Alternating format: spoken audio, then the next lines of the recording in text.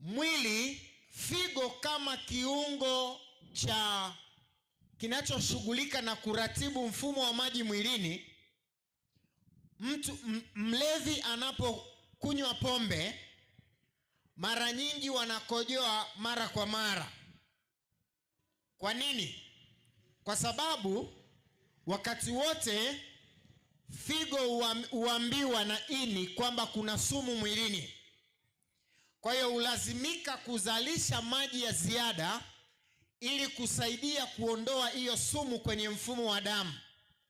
Na ndio maana utawaona walevi ama wanywa pombe wanakojoa mara kwa mara.